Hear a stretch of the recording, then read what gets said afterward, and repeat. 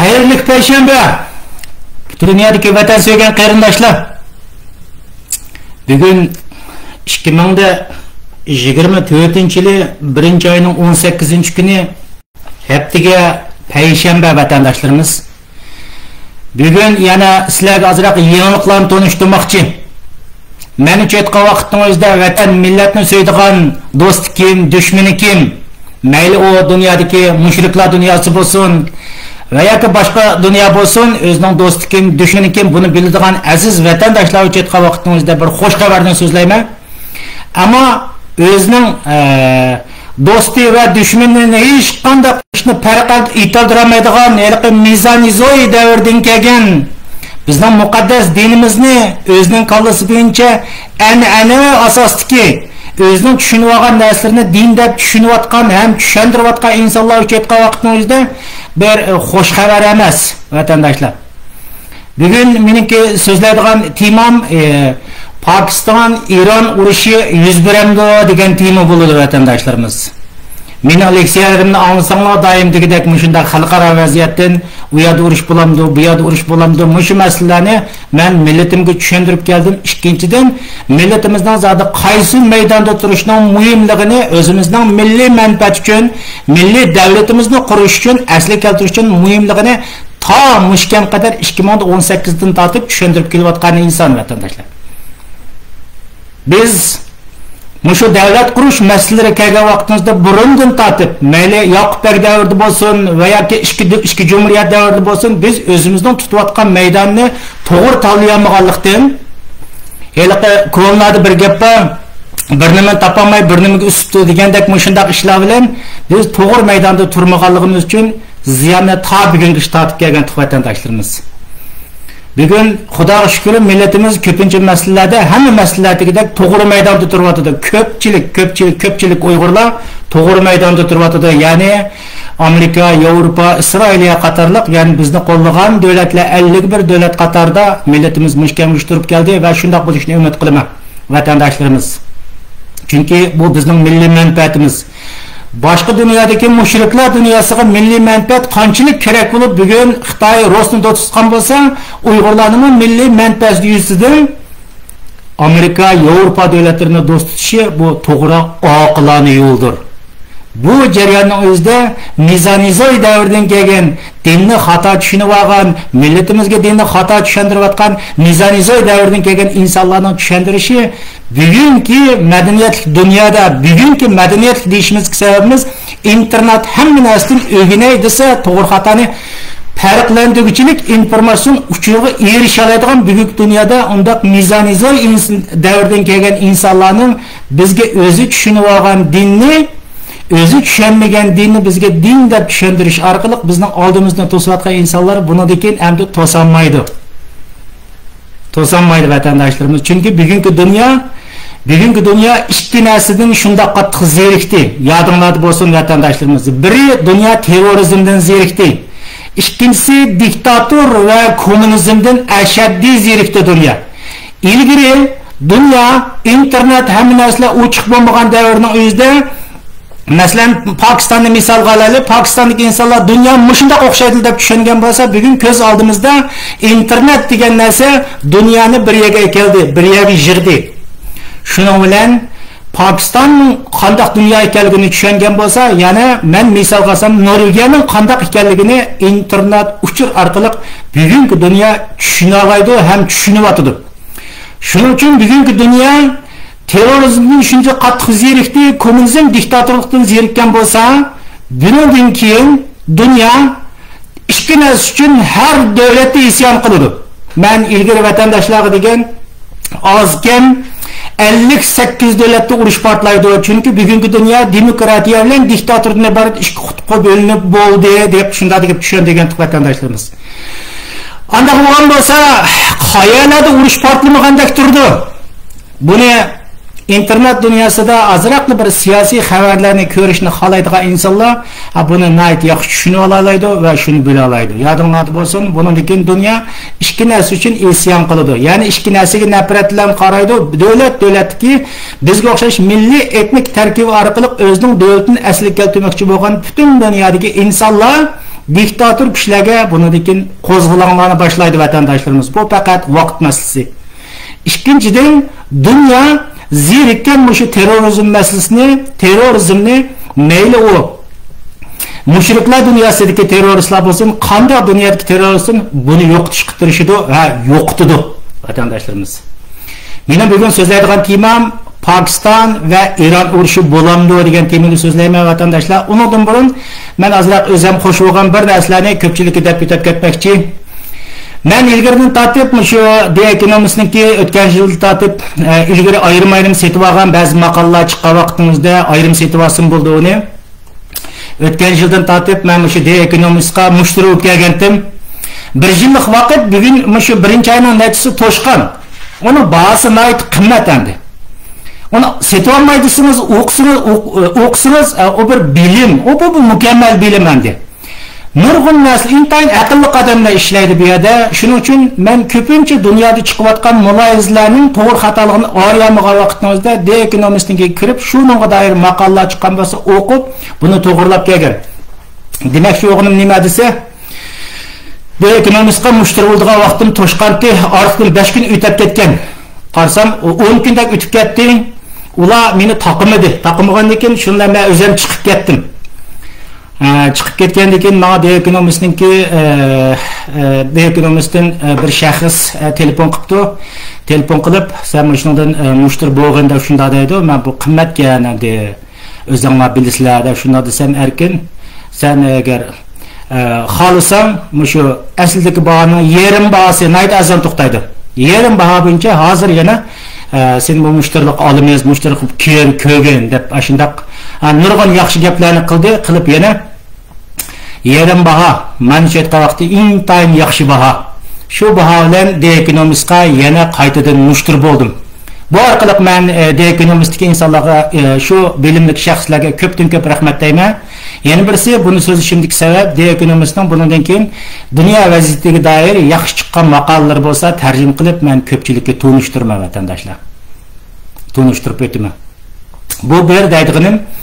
Ikkinchidan, shu Hamas Isroiliya urushi, ya'ni Hamas terrorchilarining Isroiliya begunoh insonlarga urushga ochgan ish chiqqandan keyin millatimizning ichida ko'p talash-tortishlar bo'lindi. Bunga millatimiz o'zining maydonini bildirib, zaten Amerika, Yevropa va Isroiliya qatorliq o'zini qo'llagan taraflarda turib to'g'ri qildi. Buni ko'p yuqorida deb o'tib ketdik. Mushning bu masalaga doir shu Xitoy va Rossiyani o'z ichiga olgan davlatlar Janubiy Afrikada shu Isroiliyani Gazada irqiy qirg'inchilik qildi degan bir aybnomani o'tirib qo'ygan vaqtida yana ba'zi qarindoshlarimizdan anda bo'lgan bo'lsa, raz bu Isroiliya Gazada irqiy qirg'inchilik qilyapti degan temini mening oldimga qo'ygan bo'ldi vatandoshlar. Mana shunday bir qanday natija chiqdi bundan deb. Hech qanday natija chiqmaydi, nol, tushundingizmi? Chunki u irqiy qirg'inchilikning belgisi bo'lgan chog'da irqiy qirg'inchilik belgisida bir to'plam, bir xalqning tili, dini, madaniyati bo'lsin, uni yo'qotish uchun qartilgan bo'lsa, bu irqiy qirg'inchilik deb belgilangan. Uyg'urlar o shartga tushdi. Chunki Uyg'urning yana boshqa arab davlatlari qilsa 22 davlat qurib qo'ygan davlat yo'q. Faqat Uyg'ur degan xalq bir millat, bir xalq, ash vatanda. Uni shuni dunyo e'tirof qildi. Amerika va Isroiliya bu yerdan chiqqan natijaning hech qaysini e'tirof qilmaymiz dedi. Sabab nima? Bu yerda Isroiliya, u yerda G'azo rayonining o'zida terroristlar bilan urush qilyapti. G'azoda urush qilyapti. Falastinga vakillik qildigan o Batı Şeria'da urush qilgani yo'q. Shuning uchun dunyoning aqli bor. İkinchidan, Uyg'urlarning qo'lida 1 metr pichoqmi yo'q. Hatto bozor turayotgan pichoqlarni Xitoylar hokimiyati pichoq bog'lab qo'ygan. Uyg'urlar Xitoy hukumatiga qarshi, CCP hokimiyatiga qarshi hech qanday urush qilgani yo'q. G'azoliklar bo'lsa, dunyo bergan 22 arab davlatining boshqa butun dunyodagi mushriklar dunyosi qo'llashlar, pul, qurol-yarog'lar bilan raketlar bilan hujum qilyapti. Shuning uchun urush bilan urush bo'lgan vaqtning o'zida bir-birini qirg'in qilish degan o tabiiy. Bundaq ahvolni irqiy qirg'inchilik falan po'koni demaydi. Masalan, 2-Dunyo urushi mazgilida Germaniyami 6 million polshalikni qirib o'tgan. Dunyo polshaliklarni qirib o'tdi, irqiy qirg'inchilik qildi demadi. Chunki u urush bugun Gazada yuz berayotganimi Isroiliya bilan urush, qurolli urush qilish. Shuning uchun uning masalan Janubiy Afrikada davlatlari irqiy qirg'inchilik deb qo'ygandigimi, u xalqaro e'tirof qilinish natijasi nol. Buni hamda arab davlatlari ba'zi diplomatiya jihatdan ozroq bir ta'sirlarni ko'rsatdi, ammo buni e'tirof qilmaydi. xarakteri mushundaq. Yana birisi xabarlarda ko'ryapsizlar, bu to'g'riliq men yana bir tushuntirib qo'yay. Shu Gaza degan bir kichik rayonning o'zida kengligi 20 kvadrat kilometr bo'lgan kenglik bir rayonning o'zida 500 kilometrgacha tunnel ochgan. Shu tunnelning ichida bugun bir videoni ko'rsatib qo'yganlar, ko'rsatsanlar Hamas terrorchilarininki ustida o'layotgan bolalar bo'lsin va yoki ayollar bo'lsin, tunnelga akirib olgan 5 xotin kishini va yoki 5 bolani ma tunnelga biz akirib saqlayotimiz degan narsalarni bayqamaysizlar. Agar Hamas terrorchilari aşağıdaki ayollar bolalarni bu urushdan saqlab qolaylar desa, ash tunnellarga akirib olsa, million kishilik insonlar patqadak uzun shashqan tunnellarga akirib saqlab olaydi.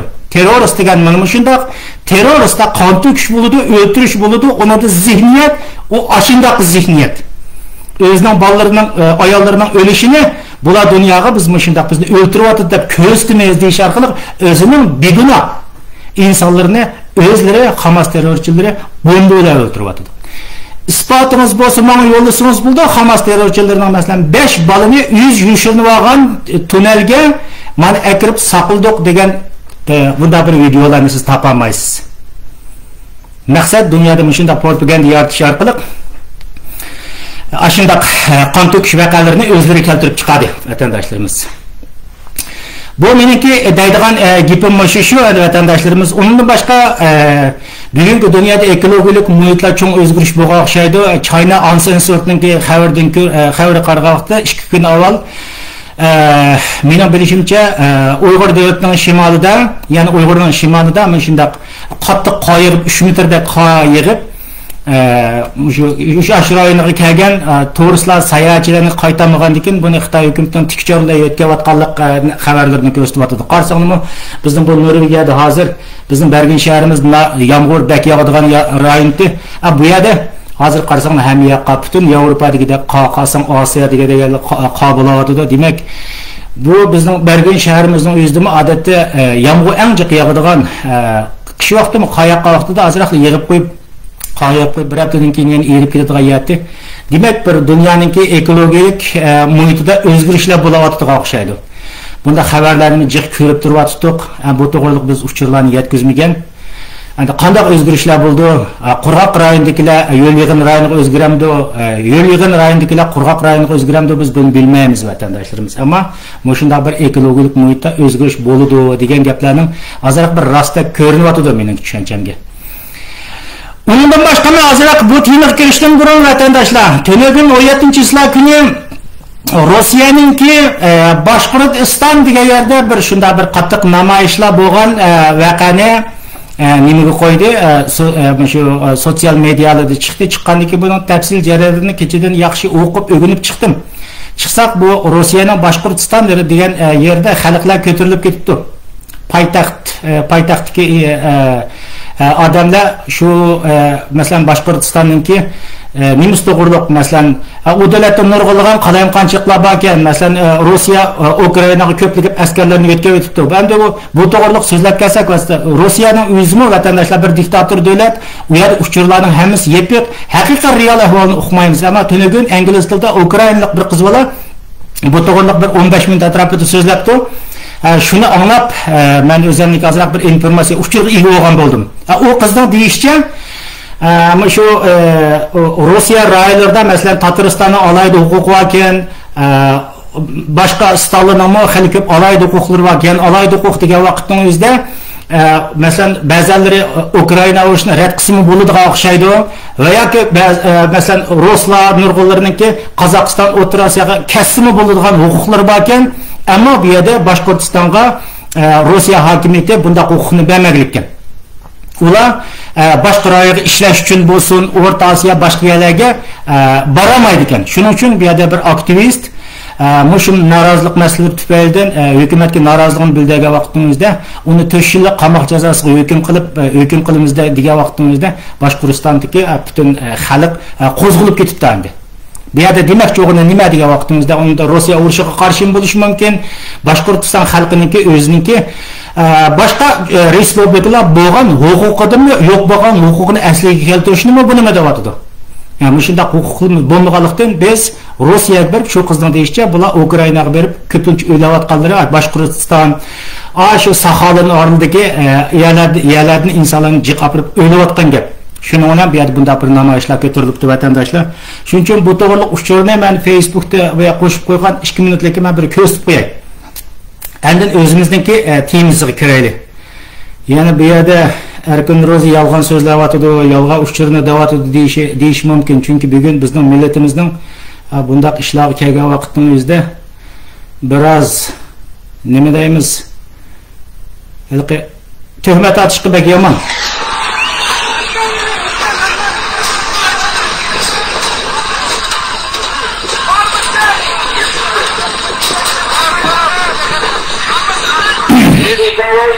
Это, ребята, в отношении населения применили стрелковый газ.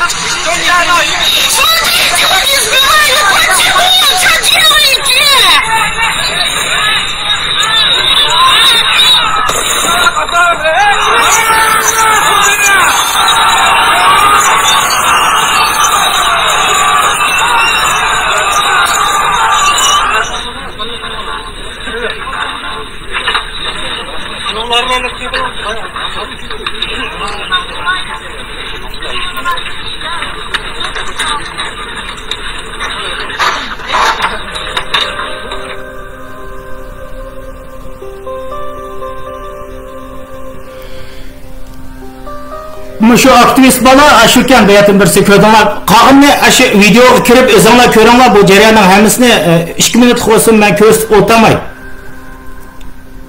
Я свое не признаю. Всегда боролся за активист. народ, за свою республику. Поэтому, иншаллах, еще увидимся. Вот, который сейчас народ приехал поддержать меня, я не знаю, что будет дальше. Bu boladagi meni shu 4 yillik turmaganmoqchi bo'lgan vaqtingizda mana shu xalqqa chiqib bu yerda qo'llaganlikdan meni qo'llab uchun kelganish uchun ko'p rahmat. Kelgusida ishlarimiz yaxshi bo'ladigan bo'lmaydiganini men uqmayman. Xalqqa rahmat deyotdi o'rischa. Mana shunday vatandoshlarimiz, men bu yerda yuqorida deb o'tib ketdim. Rossiya Ukraina urushi adolatsiz urush. Buni Putin efendim xato boshlatdi. Mushuning o'xshash bugungi dunyoda mayli bugun Boshqirdistonda chiqibdi, erta Tataristonda chiqamdi, O'g'illikka Yoqutistonda chiqamdi bilmaymiz. Ammo bundan keyin diktator hokimiyatlarga faqat vaqt masalasi diktator hokimiyatlarga qo'zg'alishlar bo'ladi. Chiqadi vatandoshlarimiz. Chunki jon pichoqqa yetdi. Undan boshqa Belarusiyada bo'ladi, biz buni bilmaymiz. Undan boshqa yana qanday davlatda bo'ladi biz bilmaymiz. O'rta Sharq rayonida bo'ladi, buni biz bilmaymiz. Ammo diktator hokimiyatlarga qarshi kommunizmga qarshi dunyoning har qanday yerda faqat vaqt masalasi mana shunday ko'tarilishlar cho'qim va cho'qim o'tirib chiqadi. Kallasda zarrachilik zihniyatida aql bor insonlar bugungi internet dunyosi bilan tanishgan dunyo bundaq ishlarni, bundaq norozilik namoyishlarini yuz-yuz yapardi. Kelgusida Rossiyaningki Putin hokimiyatidan beshiq kelgan qanchalik ishlar bor, buni reallik oldi bilan ko'rsatdi. Chunki bugungi dunyoda ikki dunyo, masalan hozir Mesela ko'ringlar Rossiya Ukraina urushi, G'azza urushi, Qizil dengizdagi urush, mushlar tufayli dunyoning iqtisodiy cho'kishi qarab turibmandi.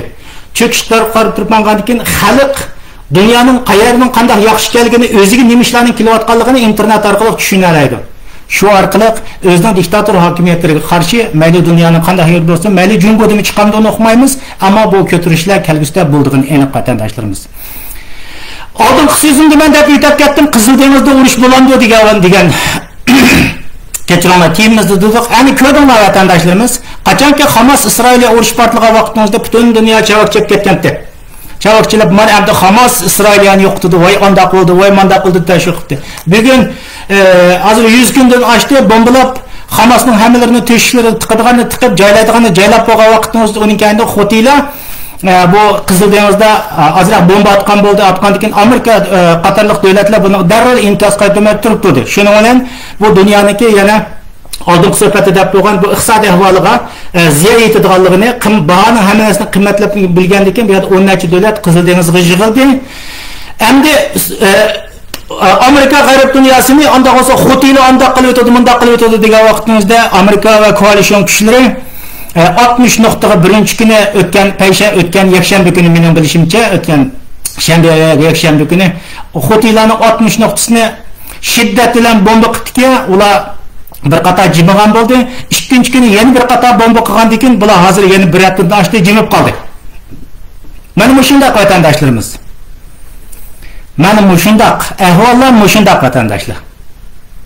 Qani u boshqalar davransab ketgan, mediada davransab ketdi, xo'tilarni qilolmaydi vatandoshlarimiz. Shuni biz aytganda degan to'q, buning oxirida shu Hamas Isroilga urushi va xo'tilar, biz ilgir so'zimizda degan Libnondagi Hezbollah bo'lsin, Iroqdagi Shialar bo'lsin, butun keyinda qo'llayotgan Iron endi asta-asta jipning uchiga chiqdi. Jipning uchiga chiqib, anda bo'lsa manba sizda. Buni siz qurol yaroqlar bilan ta'minlayapsiz. Bütün Arab devletlerinin ciddi Şia degan xalqni siz qurol bilan ta'minlayapsiz. Hozir bu devletning hammasi siz terror devletlariga aylantirib oldingiz. Shuning uchun Şia Sunni urush kelib chiqdi. Yillardan birisi hozir qadar bu maniga javob bering degan nuqtaga kelgan vaqtda Iron hukumatı bugun qanday qildi degan chaqda endi Amerika bilan so'qishay desa, men ilgari suhbat edim. Anda siz urushman deb o'tirib chiqsa, ya buni Rossiya qo'llayolmaydi, ya o'tirib buni Xitoy qo'llayolmaydi. Shuning bilan bu yerda ko'chiq bir yerga siqishib qolgan, bir yerda qisilib qolgan Iron hukumatı qanday qildi degan vaqtimizda 17-iyul kuni Iroqning Erbil rayoniga bomba atdi. Ya'ni Kurdlar rayoniga bomba etib, bu yerda nimaninki Isroilning Mossadning a'zolari va degan gaplar bilan u yerga 2 dona bombani atgan bo'ldi. Buni bilan Iroq hukumatı Iroqning ko'pinchisi Shia. Bular norozilik bildirib, Iron hukumatiga norozilik notisini topshirdi. Asli bir yerni bir davlat yana bir davlatga bomba atmoqchi bo'lgan bo'lsa, xabarlantirish kerak. Men mandaq terroristlarni yoki pistonni men bu yerda bayqadim, anda bo'lgan bo'lsa, meni ishonni men bombalayman deb turib deyish kerak. Demasa u havo tavallik hujum qilgan bo'ldi. Iron shuning bilan Iroqqa bomba atgan bo'ldi. Bu yerda yana bir ziddiyatni keltirib chiqadi. Endi ikkinchidan tungi 17-iyul kuni qanday qildi degan vaqtida Iron hukumatı yana o'xshash vaqtda Iroqni bombalagandan keyin, Kurdiston rayoniga bomba atgandan keyin bu yoqda Pokistonningki Balojiston rayoniga yana 2 raketani etib, bu yerda 3 yaqin bolaninki ayollarning o'lishini keltirib chiqadi vatandoshlar. Buni bilan Pokiston bilan Iron o'rtasida bir qiziq nuqta chiqqan bo'ldi. Pokiston Irondan elchixonasini tortib chiqib ketdi. Tortib chiqib ketgan bo'ldi. Endi bu yerda yana Pokistonniki elchixonasiniki qo'g'ilgan bo'ldi desak bo'ldi. Masalan, Pokiston Ironning elchixonasini qo'g'ildi desak bo'ldi. Ondan boshqa Pokiston elchixonasi bu yerda shu vaqtning o'zida Ironda ziyorati bo'lib o'tibdi ekan. Bir ishlarda bir xizmat faoliyati bo'laversa kerak. Bu vaqtning o'zida u Pokistonniki Iron turadigan elchixonasi hozir qaytib kelmabdi. Ya uni ko'rib oldimi, buni bilgili olmaydi. Bu yerda shuning bilan tunugun bir kunning ichida Wang Yi, Xitoy bosh ministri Wang Yi bu Ironga oid qattiq xizmatlarni ishlagan bo'ldi. Dunyoda hamma medialarda chiqdi. Iron masalan Pokistonni bomba atmaslikqa shunda qoyil qilmadi. Xulosa gap qoyil qilmaganiki bugun 18-iyul kuni masalan Pokiston hukumatı shu Ironningki chegarasida turayotgan Siston, Balojiston degan rayoniga 2 dona bombani atgan bo'ldi. Bunun bilan bu dunyoda yangi bir siyosiy o'zgarishlar, siyosiy ahvollar kelib chiqdi vatandoshlarimiz.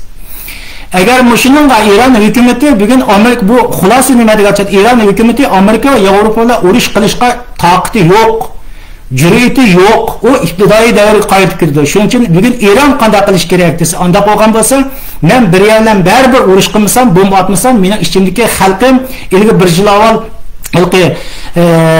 bir qizniki norozilik tufayli mo'llalarning hammalarni pishlab ketgan mo'llalarning sallarining hammalarini etib tashlab norozilik namoyishini bildirgan, yana ichida bir qo'zg'alish kelib chiqdi degandan ansirgan Iron hukumatı bugun o'zidan ojiz bo'lgan, masalan Iroqqa bomba atdi desak bo'ldi, ammo Pokiston Irondan kuchli.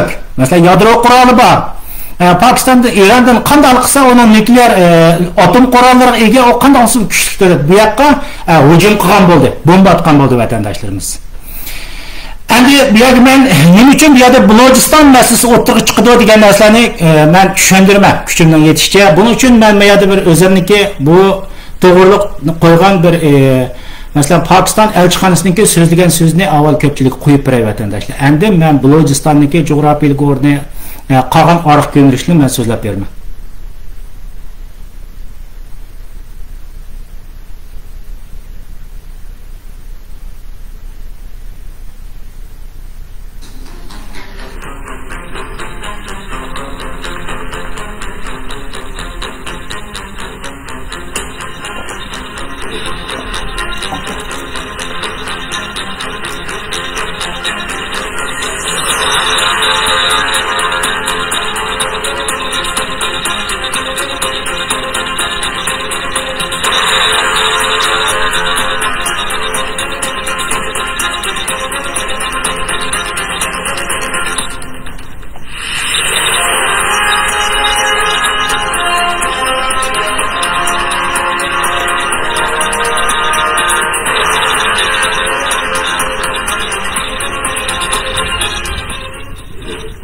last night's unprovoked and blatant breach of Pakistan's sovereignty by Iran is a violation of international law and the purposes and principles of the Charter of the United Nations.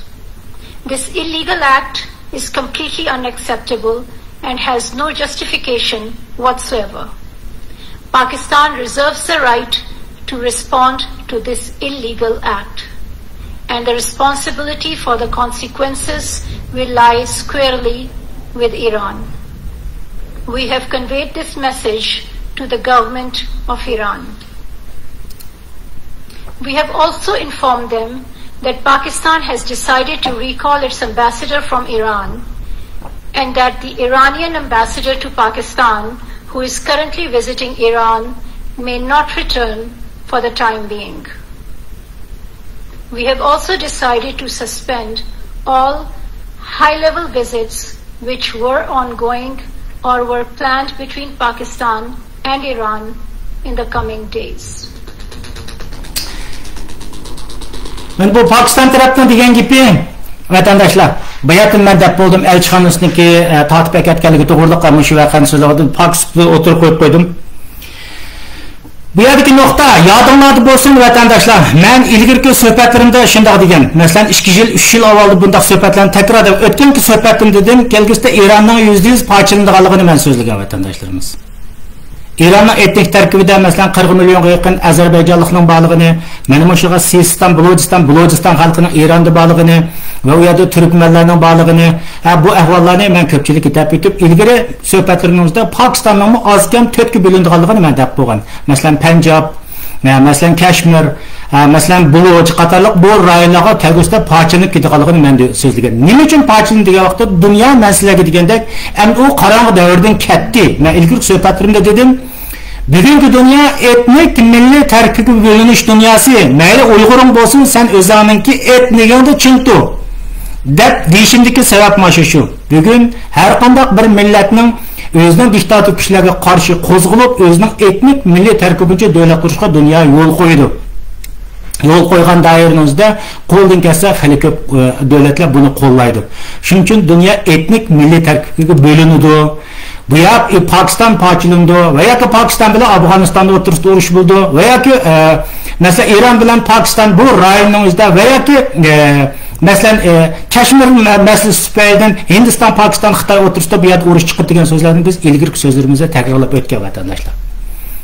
Dünyanın kutubi xuddi Yevropaga o'xshash bir millat etnik tarkibi bo'yicha kichik bo'lsin, o'zining etnik madaniyati, tilini, dini hammasini qo'g'daydigan bir rayon qarab turib yozlanadi. Shuning uchun men Iranning parchalanganligini, Pokistonning parchalanganligini, kelgusida Kashmir rayonida urushning chiqadiganligini men shu nuqtadan so'zlab keldim vatandaşlarimiz. Endi İran qanday qilish kerak? İran qanday qilish kerak? İran anda olgan bo'lsa Amerika, Yevropa bilan urush qilish kerakmi? Urush qilishlikka hech qanday bir imkoniyati yo'q. O'zi po'xni terib qo'ydi. Boshqalar kuch kelsa. Ya ne İsrail bilan urush qilish imkoniyati yo'q, ne Amerika, Yevropa bilan urush qilish imkoniyati yo'q. Buni İran hukumatı o'zining xalqi bu yerda bir zihni xalqi bu yerda hokimiyat qarab turgan vaqtingizda oxirida o'tirib, endi o'zining chegarasidagi aciz Baloj xalqiga bomba atgan bo'ldi. Baloj xalqi vatandaşlar. Ben xaritadan topsam, ben mumkin qadar ko'rsatay buni. Chegaradagi o'rnini. Biraz tushuntirishga qulaylik bo'ladi deb o'ylayman. Topdim. Xaritaga yaxshi chiqmaydi ekan. Qarsanglar, xaritaga qarsanglar Balojiston qarsanglar, bu yerda Sistan, Balojiston deb İran tarafidagini Sistan, Balojiston deb ataydi. Pakistan tarafidagini Balojiston deb ataydi. Bu Balojlar Pokistonga, İranga, azroq bir qismi Afg'onistonga bo'lingan, tövanga qarsanglar bu Hind dengizi, Hind okeaniga tutishadigan strategik o'rni intayin muhim edi. Bu üç devlet bölüp bölüp olgan bularni. Diktator devletler bölüp başqarib olgan. Xuddi mesela Kurdlarni, mesela İranlıklar, Türkiyelikler ve Iraklılar, Suriyeliklar 4 ga parçalab olganda buni 3 devletga parçalab olgan. Yani mushunda qarsanglar Aşrayning o'zida mesela Afg'onlar, Afg'onistondagi Afg'onlar Masalan, Pashtun degan millat qarasanglar, Pashtun degan millatning ko'p qismi Afg'onistonda, yana chegara rayonining o'zida 3dan 1 qismi Pokiston rayonida. Bu ya'ni kelgusida Pashtunlarning urush boshlaydigan nuqtasi shu. Chunki bütün Pashtun bo'lish ularning niyati, orzusi ham huquqiy. Endi o'sha kelgan vaqtimizda Bulojlar bu Bulojiston rayonini tushuntirib kelsak, masalan Xitoyniki Ipak yo'lining Pokiston koridorininki quruqdan dengizga keladigan yeri o'sha Bulojiston rayonida. Ya'ni Pokiston kontrolidagi Bulojiston rayoniga keldi. Shuning uchun Xitoy Bulojistonninki Gwadar portini mening bilishimcha 49 yillik, ba'zilarda 99 yillik setib olgan. Bu yerning ekologik muhitlarning nurg'un narsani yo'l yasaymiz, port yasaymiz degan bilan insonlarni ko'chirgan har turli ishlar bormishlar. Shu sababdan Buloj xalqi ilgari mushada ishlayotgan Xitoy ishchilarini o'qitish, portlatish, norozilik ishlarini ham Xitoy hukumatiga, ham Pokiston hukumatiga noroziligini bildirib kelayotgan xalq. Endi bu Buloj xalqi qanday bo'ldi degan vaqtimizda shu Pokiston rayonidagi buni masalan Amerika Yevropa davlatlari Bulojiston bu xalqini terrorist deb deyman, men buni bilmayman. Bir isbotli narsani ko'rmadim, ammo Pokiston bo'lsa Eronda turayotgan Siston, Bulojiston rayonidagi Bulojlarni bular terroristlar deb ataydi va ve İran hakimiyeti bo'lsa Pokiston kontrolidagi Buloj xalqini bular terroristlar deb hisoblaydi. Shuning bilan bugun Eron Amerika ve Iroq urush qila bo'lgandan keyin eng oxiri o'zining chegarasida Pokiston kontrolidagi Buloj rayoniga bomba etish orqali bu yerda biz terroristlarni o'ldirdik.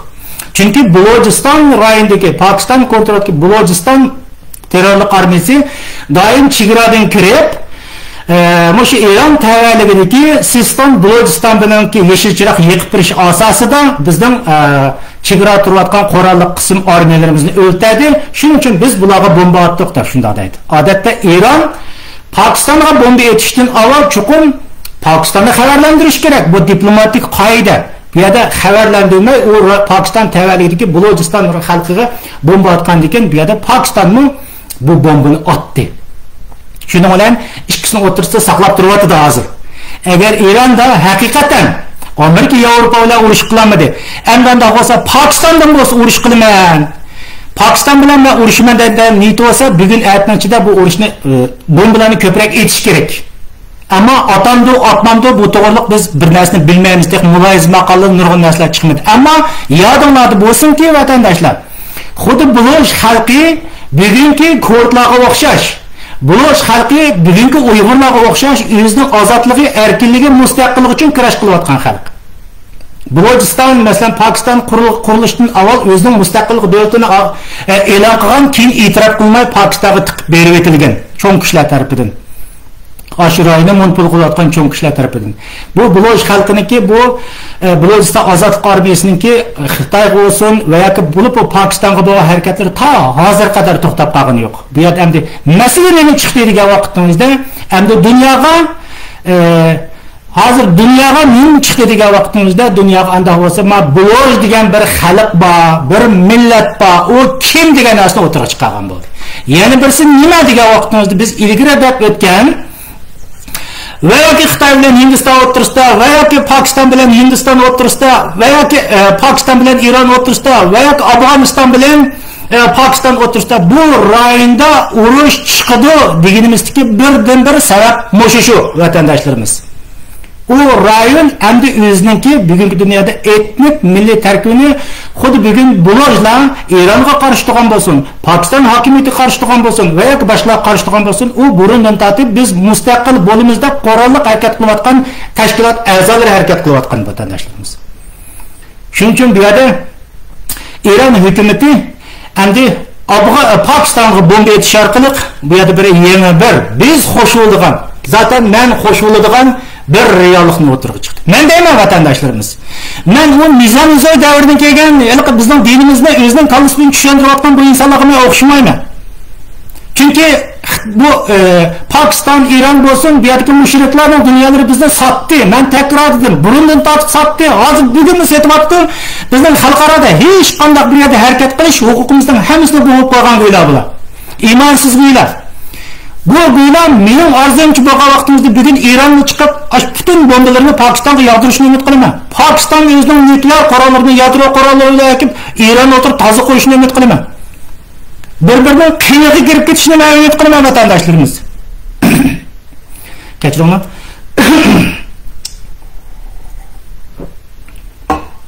Hem bu gapni degan vaqtimizda dunyoda shunday bir chachraydi. Voy, bizniki musulmon degan qarindoshlarimiz o'ylayotdi dedi. Bravo. O'lsin. Uyg'ur o'lsa bo'ladiga Uyg'urni o'lda o'tirib ular imzoni otadiki, anda olsa bir-biriga bombani etishib, atom bombalari bilan nemislar o'tirib etishib, dunyodan yo'qolib ketadi, qirilib ketadi, tugab ketadi. Men aytgan chaqda baribir. Men do'stlar dushmanni biladigan odam. Buni men dinni aralashtirib olmayman hech bir zaman. Çünkü ular dinga ergishib hüküm qilmadi. Ularning qo'lida din davog'an bilan dinga ergishib o'tirib, o'zining Uyg'urda bir musulmon xalqini sotdi. Shuning uchun bu sotqinlik bo'lgandiki, bu din bilan aloqasi yo'q. Shuning uchun ularni o'ltirish o'zlarining huquqiy. Qancha ko'p bombani etib, qanchalik qirilib, o'lib ketsa, bir-birini tuzilib ketsa, men buni chavoq chaldim. Vatandaşlarımız, demak ki bu yerda blojlarningki bu rayonda biz bizning bu yerda dushmanimiz ham Iron, hem Pokiston, bu yoqdan ham Xitoy degan narsa o'tirg'i chiqyapti vatandoshlarimiz. Ham buni qarashib kelgusida Eronning ichidagini olsak, Eron ichida masalan Ozarbayjonliklar bu ishdan norozi. Masalan blojlar bu yerda Shia sunniy masalalarini tunishtirib ketadi vatandoshlar. Blojlar bu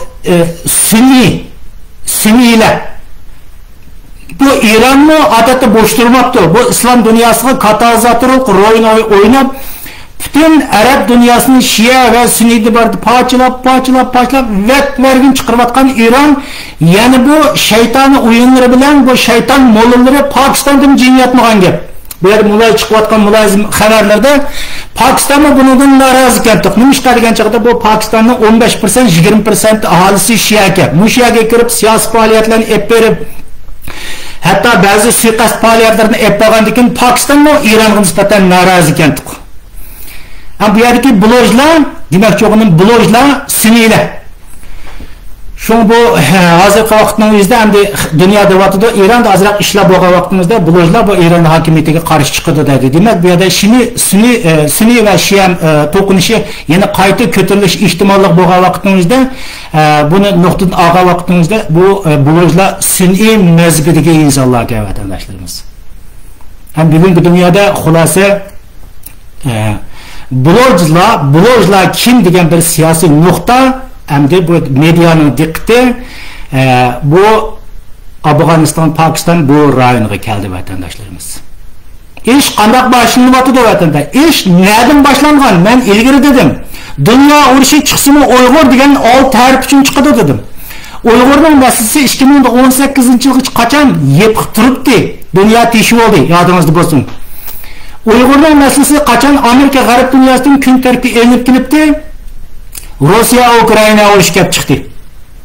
Ya'ni Putin 2021-yili, mening bilishimcha 2-ayning 24-kuni shu urushni boshlashdan avval 2022-yili 2-ayning 24-kuni shu urushni boshlashdi. Rusya Ukrayna urushni boshlashdan avval yodingizda bo'lsin. Heliqi Xitoyda o'tkazgan qishliq olimpik musobaqasi bo'lgan vaqtimizda Putin eng bertib Xitoyni qishig'i bordi. Xi Jinping bilan ko'rishdi, kelgandan keyin bu urushni boshladi. Anda bo'lgan bo'lsa bu urushni kim qo'lladi? Buni urushni Isroiliya qo'lladi. Rusya Ukrayna urushni Isroiliya g'arb dunyosi qo'lladi. Anda bo'lgan bo'lsa bu Putin tarafdorlari anda qolsa sizning ojizligingiz bor. Anda bo'lgan bo'lsa sizni urush paydo qilamiz deb o'tirib bu yerda G'azzada urush boshlatdi. Endi G'azzadagi Isroiliyani biz shu siqishtirimiz bir yerda mundaq qilamiz. Isroiliyani jazolaganligimiz, Amerikani jazolaganligimiz deb bu yerda Janubiy Afrikada turib sotlar ichib bu ishlarni qilsa bu yerda Amerika va Isroiliya buniki shakki to'lmaydiganligi bilan bu yerda qabul qilmaydigini o'tirdi bu irqiy qirg'inchilik masalasini. Endi shundan manbani asta surishtirib bu yerda Isroiliya G'azzaliklarni vatverdan chiqarib oldi terroristlarni. Bu yerda G'azzaliklar demayli, G'azzaning ichida terroristlarni vatverini chiqargandan keyin bu yerda Hutilarga keldi, nima qilyapti?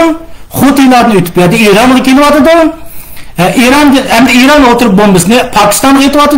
Anda bo'lgan bo'lsa nuqta chugilab ne kelyapti vatandaşlarımız? Nega kelyapti vatandaşlarımız? Bugün bu urush kuchaysin, men sizga deb qo'yaman. Pokiston, Afg'oniston urushi, Pokiston, Iran urushi kuchaysin. Ammo bu yerda chiqadigan bir masala qaysi deysiniz? Bu yerda Balojiston masalasi cho'qim chiqadi.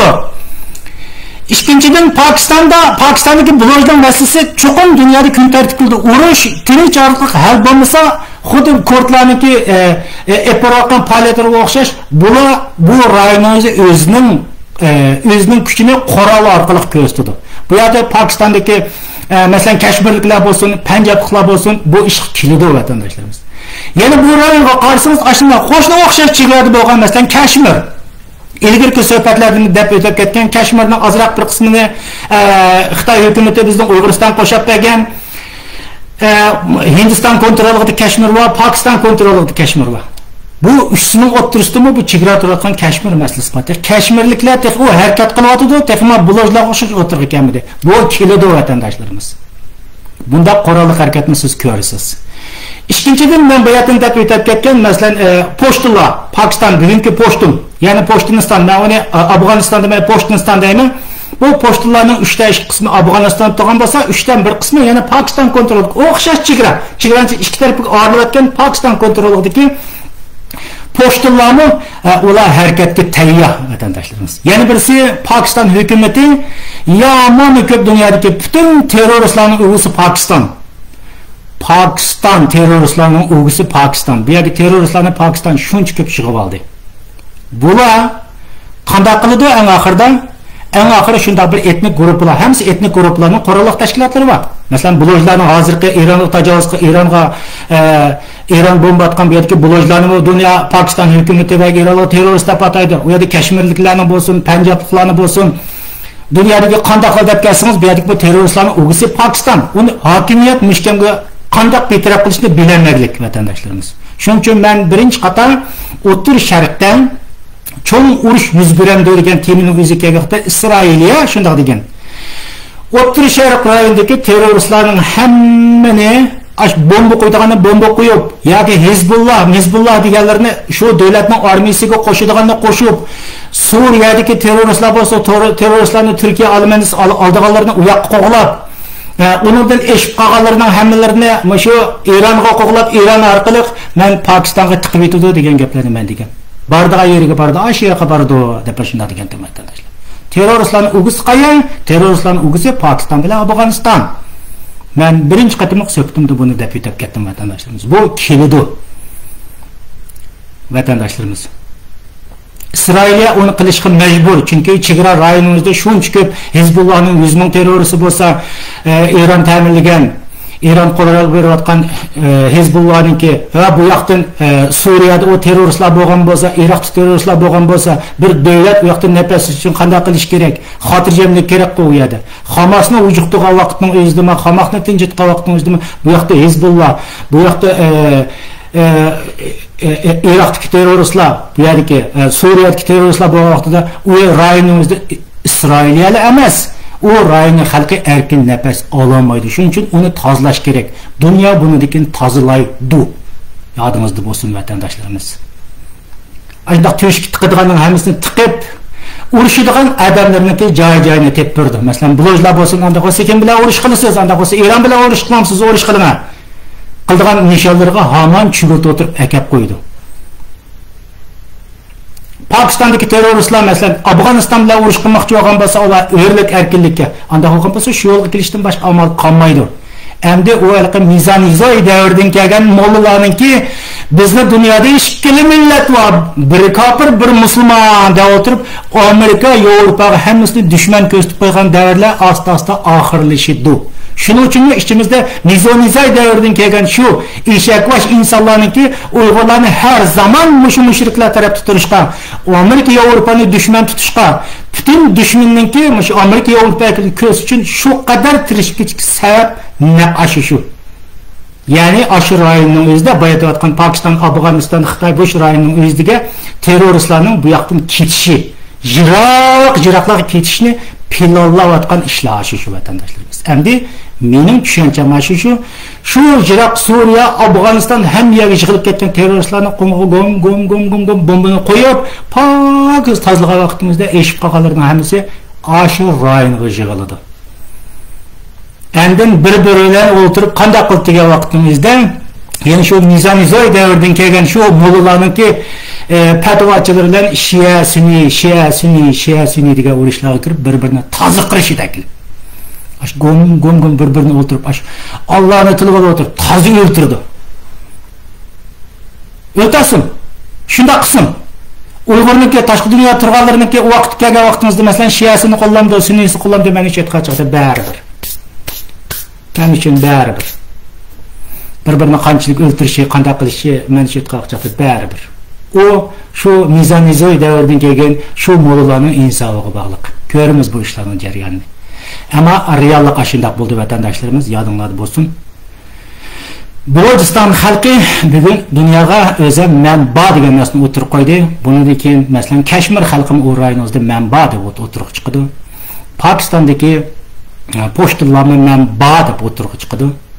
Panjablarni menba deb o'tirib chiqdi. Endi Iroq kelgusini aytgan vaqtimizda dunyoning boshqa yerlaridan bo'ladi. Men degandek 58 ga davlatga taqaydi dedim. Bu Rossiyaning ichki qismidan bo'ladi. Ammo biz bizniki Uyg'urlarimiz yaxshiroq tushunadigan rayon, ash rayonning o'zida bunday bombaning ovozlarini takrar anglab tursiz, vatandoshlarimiz. Shuning uchun bu yerda kun tartib kelayotgan ishlar bugungi dunyo yodimizda bo'lsin, etnik, milliy tarkib bo'linishki dunyosi vatandoshlarimiz. Masalan, İran xalqi xuddi Turkiyaga o'xshash ayni vaqtning o'zida yodingizda bo'lsin. Turkiyadagi kurdlar bor. Mustafa Kemalning aqlliligi ashadi. Shu davlatni qurgan vaqtida Turkiya Turkning deb davlatni qurib qo'yibdi, bugun mazmut turdi u. Boshqa hech qaysi mening palan bugun degan gapni deyolmaydi. İran ayni vaqtimizda Parislarning davlati bu Paris deb ismini qo'yib qo'ygan bo'lsa, bugun u yoqda blojlar bir narsa deyolmagan bo'ladi. İranda yashaydigan 40 millionga yaqin Azerbaycanlılar bir narsa deyolmagan bo'ladi. Paris, İranni xuddi Turkiyaga o'xshash mazmut turgan bo'ldi. Mesela Pakistan degan bo'lsangiz, Pakistan bir millatning etnik tarkibi emas. Pakistan degan joyda P degan Pashtun degan gap, A degan Afg'on degan gap, K degan Kashmir degan gap, oxirida Ston degan Bulojistonning oxiridagi Stonni qo'shib turib bir davlat qilib yasab qo'ygan. Bir uyingizni shu to'tining uyi deb qo'yib qo'ygan.